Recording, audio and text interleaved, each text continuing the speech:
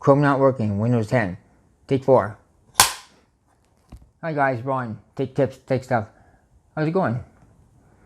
About 2 years ago, I made a video called Chrome won't open Windows 10.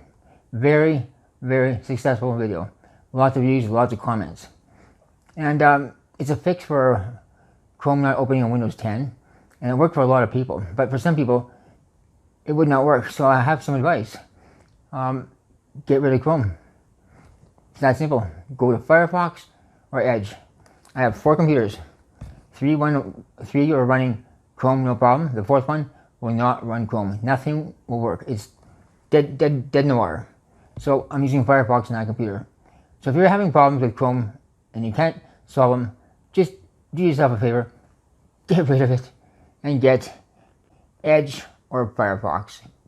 That's simple.